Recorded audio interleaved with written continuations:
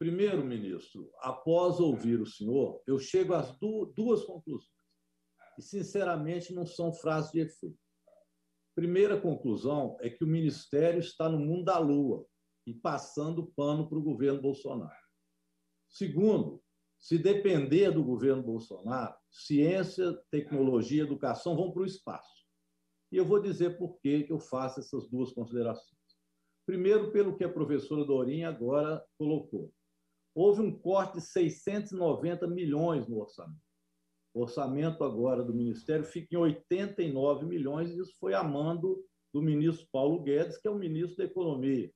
O senhor disse que nem sabia que isso iria acontecer.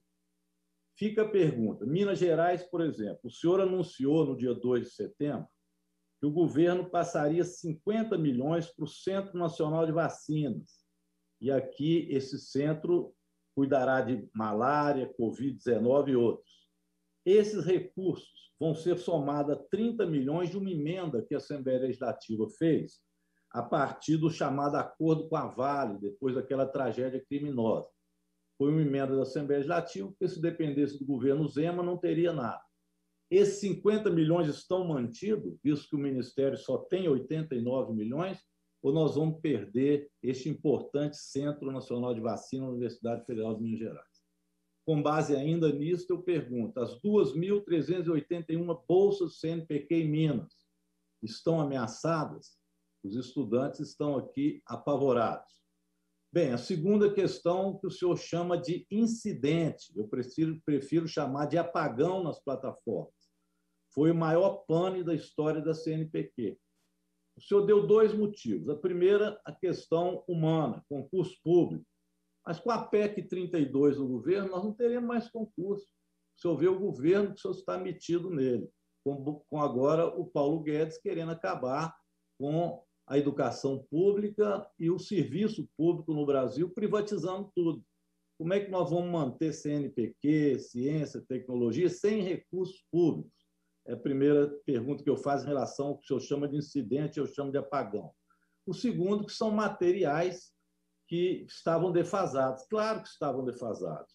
13,97 bilhões em 2015, o Ministério recebeu apenas 4,4. Eu pediria, Dorinha, só mais um minuto.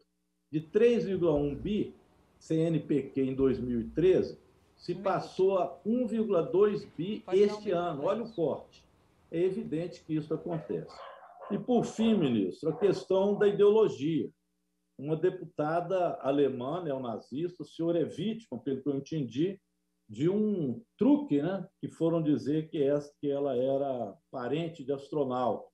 Mas há que se ter cuidado com isso, porque tem um ditado alemão que diz que se um nazista se senta à mesa com 10 pessoas e ninguém se levanta, então há 11 nazistas. Ainda bem que o senhor disse que se levantou em relação a isso, porque realmente, no governo de Jair Bolsonaro, a defesa de tratamento precoce, motociatas antidemocráticas que o presidente faz, nos deixa sempre preocupados sobre que ideologia, de fato, está sendo construída no Brasil com este governo. São essas questões que eu queria levantar, então, para que o senhor pudesse nos responder. Com relação às questões do deputado Rogério Correia, né, sobre os efeitos, os impactos da retirada desses 630 milhões. Sim, o Centro Nacional de Vacinas, os 50 milhões do Centro Nacional de Vacinas estavam previstos dentro dessa.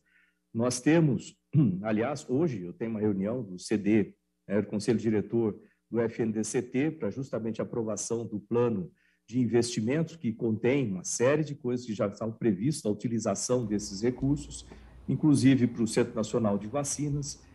Não afeta as bolsas existentes do CNPq, né, que continuam normalmente, mas afeta a chamada universal do CNPq, que também estava previsto nessa quantia. E também para quem conhece o sistema, sabe da importância da chamada universal do CNPq. Assim como recursos para os Institutos Nacionais de Ciência e Tecnologia, que também são essenciais, né, para a ciência, eles já estavam defasados 30% e também estavam colocados. A questão dos concursos públicos, sem dúvida nenhuma, essa é uma questão importantíssima, tem que ser revisto, tem que ser colocado de alguma forma, né, essa questão que, como foi falado, depois eu vou comentar sobre o Instituto Nacional do Pantanal, mas tem o Instituto Nacional da Mata Atlântica, que também tem 14 pesquisadores, e metade deles já pode se aposentar. Se aposentar, simplesmente eu não tenho como manter, eu tenho que fechar o Instituto, porque não tem como manter o Instituto sem pesquisadores, né? Então, a gente precisa dos pesquisadores.